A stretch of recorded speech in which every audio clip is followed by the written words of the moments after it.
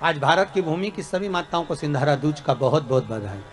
माता पार्वती, माँ जगत जननी आपके सुहाग को अखंड सौभाग्यवती बनाए, यही भगवान से प्रार्थना। श्रावण के महीने में क्यों हिंदू धर्म में सिंधारा दूज मनाई जाती है, किस लिए? आज पूरे भारत की भूमि पर कई माताएं हाथ में मेहंदियां लगाती हैं, चूड़ियां पहनती हैं, सुंदर चुनरी पहनती हैं, मां पूजन करती हैं, माता का आराधना करती हैं। सिंधारा दूज, उसका कारण केवल इतना सा है, सिंधारा दूज का मतलब यह होता है कि चंचुला देवी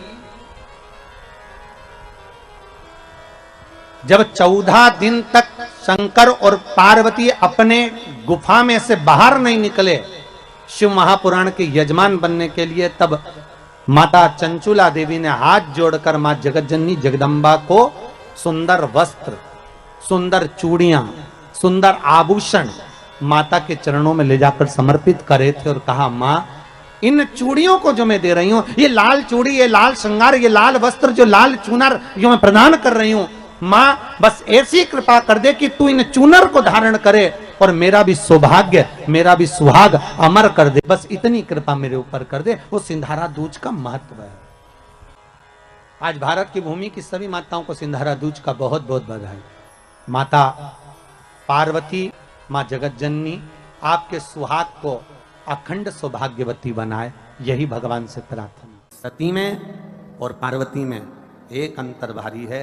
सती मां धनवान है और पार्वती मैया गुणवान है। इसलिए पूरी दुनिया में जितने भी व्रत हैं, पूरी भारत की भूमि पर जितने व्रत होते हैं, कोई व्रत लक्ष्मी जी का नहीं है, भारत की भूमि पर कोई व्रत सरस्वती मैया का नहीं है, भारत की भूमि पर कोई व्रत इंद्राणी का नहीं है, भारत की भूमि पर कोई व्रत किसी देवी का नहीं है। जितना भारत की भूमि पर एक व्रत भारी है वो है माता पार्वती जी का। तीज का व्रत करोगे तो पार्वती जी का है, चतुर्थी का व्रत करोगे तो पार्वती जी का है, छठ का व्रत करोगे तो पार्वती जी का है। आप जितने व्रत देवी जी का करोगे नवरात्र में तो पार्वती जी का है। भारत की भूमि पर जितने व्रत हुए नारियों के, छोटी तीज, बड़ी तीज, हरतालिका तीज, करवा चौथ, जितने चतुर्थी के व्रत, जितने तीज के व्रत, जितने छठ के व्रत, जितने भारत की भूमि पर हुए, ये सब माता पार्वती जी के हैं। पार्वती के क्यों हैं?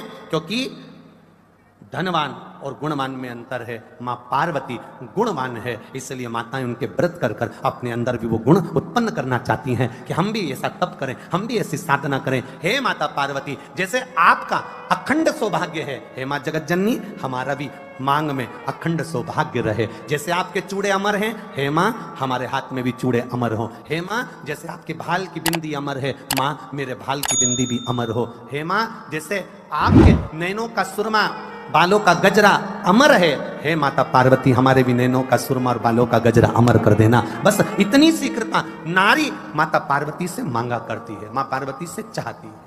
सूचक वस्तुओं का जो दान करता है वो जीवन में कभी विधवा नहीं होता। महाराज वो 8 वस्तुएं बताई हैं। पहला कुमकुम, दूसरा पुष्प, चाहे लाल हो, चाहे सफेद हो, चाहे पीला हो, पुष्प कोई भी हो। तीसरे नंबर पर है चंदन, चौथे नंबर पर है तांबुल, पांचवें नंबर पर है काजल, छठे नंबर पर है ईख, क्या बोलते हैं यहां पर ईख को, क्या बोलते हैं, गन्ना, ईख। सातवें नंबर पर है लौंग, खाने वाली जो लौंग होती है, लौंग। और सातवें नंबर पर है, 8वें नंबर पर है जीरा। कहते हैं चैत्र महीने की तृतीया तिथि को बिना नमक का भोजन कर कर, सुबह बिना नमक का भोजन करें, एक समय फलाहार करें बिना नमक का, और तुला दान के बराबर एक पलड़े में अपन बैठकर 8 वस्तुएं तुला की रखकर जो दान दे देता है वो नारी कभी विधवा होकर नहीं जाती, 7 जन्म तक अखंड सौभाग्यवती रहती है। अखंड सौभाग्य कार्य करेंगे तो भी सौभाग्य की सामग्री देंगे। सौभाग्य की सामग्री का दान क्यों किया जाता है? सौभाग्य सूचक वस्तुओं का दान क्यों किया जाता है? सौभाग्य की वस्तुएं क्यों प्रदान करी जाती है, क्यों दी जाती है? उसका कारण क्या है? क्यों देते हैं?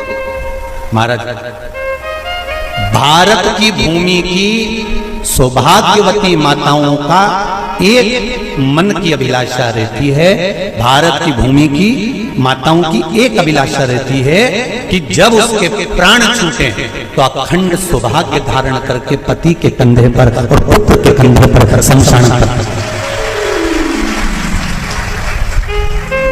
ये भारत की भूमि की माताओं की सोच, उनके मन का संकल्प, उनके मन का भाव। और विदेश की माताओं का क्या संकल्प होता है?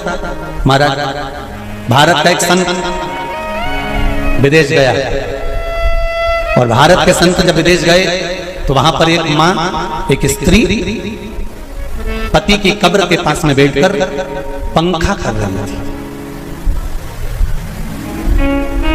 भारत के संत को बड़ा दुख हुआ, देखो हमारे यहाँ की माताएं तो पति के साथ सती हो जाती हैं, हमारे भारत की भूमि की माताएं तो पति के साथ सती हो जाती हैं, पर ये तो विदेश की माताएं तो भारत की माता से भी बढ़कर है कि पति मर गया, कब्र के अंदर है तो भी पंखा कर रही हैं। ये तो इनसे भी बड़ी है, भारत की माता से भी बड़ी ये विदेश की माता। तो भारत के संत से रहा नहीं गया और भारत के संत ने जाकर पूछ लिया विदेश की माता से, माँ जी एक बात बताओ, हमारे यहाँ पति के साथ पत्नी सती हो जाती है, वो प्रथम गिनती में आती है, पर तुम तो उससे भी बड़ी हो कि पति मर गया उसके बाद भी उसकी कब्र को पंखा कर रही हो। इतने में विदेश की माता ने कहा, मैं पति को पंखा नहीं कर रही, हमारे यहाँ नियम है जब तक पति की कब्र नहीं सूख जाए हम दूसरी शादी नहीं कर सकते, इसलिए पंखे से सुखा रहा, इसलिए पंखे से सुखा रही है। मेरे भारत की माताओं में और विदेश की माताओं में अंतर है साहब। मेरे भारत की माताएं अखंड सौभाग्य की वस्तुएं धारण कर कर अपने आप को गौरवान्वित महसूस करती हैं और विदेश की माताएं ये सब वस्तुएं उतार कर गौरवान्वित महसूस करती हैं।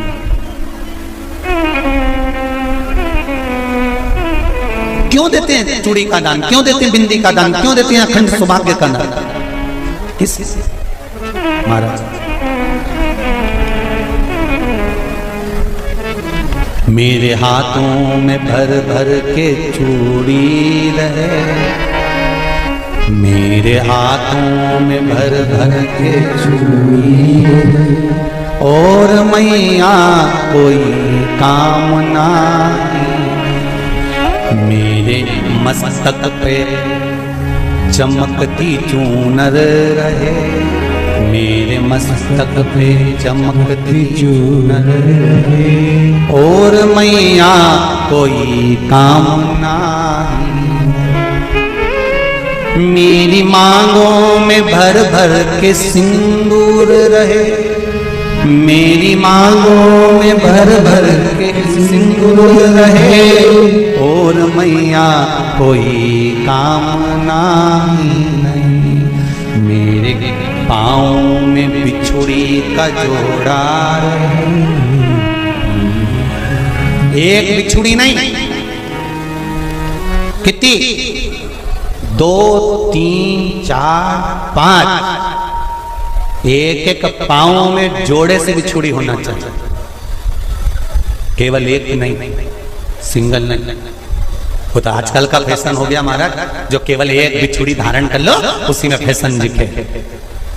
श्रावण की शिव महापुराण की कथा कहती है जब बेटी को विदा करा जाता है और पहली बार बेटी के पाँव में जब बिछुड़ी डाली जाती है तो वो बिछुड़ी भी अलग अलग नहीं होती, उस बिछुड़ी के जोड़ को चेन से एक दूसरे से बंधा हुआ होता। बोला सही है कि गलत? जितने आस्था चैनल पर कथा सुन रहे हैं, जितने फेसबुक पर सुन रहे हैं, यूट्यूब पर सुन रहे हैं, सुन लेना कि मेरे भारत की माताओं का जब पाणी ग्रहण संस्कार किसी बेटी का होता है, उसके पाँव में जब पहली बार बिछुड़ा पिनाया जाता है, बिछुड़ी पिनाई जाती है, तो वो बिछुड़ी भी एक दूसरे से बंधी हुई होती है, चेन से बंधी हुई होती है। उसको अलग अलग वाली बिछुड़ी शादी के मंडप में नहीं पिनाई जाती। क्यों? जैसे ये बिछुड़ी एक दूसरे से पाँव में बंधी हुई है, तुम्हारी जिंदगी अंतिम श्वास तक ऐसी ही बंधी रहे, यही बनना चाहिए। वो तो अब माताओं ने थोड़ा सा फैशन चेंज कर दिया, अब पाँव में ज्यादा बिछुड़ी नहीं बनती, गड़ती है, चुभती है, एक बिछुड़ी धारण है। महाराज पर नहीं, बिछुड़ी भी 2 हो, जोड़े से। हमारी माताएं, भारत की भूमि की जो माताएं हैं, ये चूड़ी भी हाथ में पहनती है तो जोड़े से पहनती है, बोलो जैसा सही है कि गलत है। एक अकेली चूड़ी माताएं हाथ में धारण नहीं करती हैं। अगर भारत की भूमि की संस्कारित माताएं हैं और भारत की भूमि की सभ्यता और संस्कृति को जानती है तो अकेली चूड़ी नहीं, जोड़े की चूड़ी पहनेगी, 2 चूड़ा डालेगी, 4 डालेगी, 12 डालेगी, पर सिंगल नहीं, अकेली। और सरल भाषा में समझ लो, हमारे यहां ठेले पर लेने जाओ तो जो केले अपन खाते हैं वो भी सिंगल नहीं देते, उसको भी जोड़े से दिया जाता है। 2 दूं की, 12 दूं की, आधी दर्जन दूं की 1 दर्जन दूं। अब अंदाजा लगाइए, हमारे यहां देने का भी एक भाव। श्रावण के महीने की शिव महापुराण की कथा, जिसका नाम है श्रावण शिव महापुराण की कथा, ये कहती है कि पार्वती जी ने और गंगा जी ने ये चतुर्मास में जितना सौभाग्य का दान दिया है, उनके बराबर दुनिया का कोई व्यक्ति इतना सौभाग्य का दान नहीं दे सकता जो माता गंगा और पार्वती दोनों दान दे रहे हैं।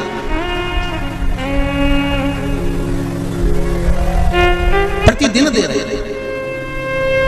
और अब तो फैशन आ गया, तुम लोगों को जो सौभाग्य का दान देते हो प्लास्टिक की डलिया में देते हो, पर एक एक पुराण को उठाकर देख लेना, एक एक उद्यापन को उठाकर देख लेना, जितनी तुम कथा तुम्हारे घर में छोटी छोटी कथाओं की पोथियां पड़ी हो उनको उठाकर देख लेना, उसमें नहीं लिखा कि प्लास्टिक की डलिया में सौभाग्य की वस्तु का दान दिया जाता है। उसमें लिखा है बांस की पिटारी में, बांस की डलिया में सौभाग्य की वस्तुओं का दान दिया गया।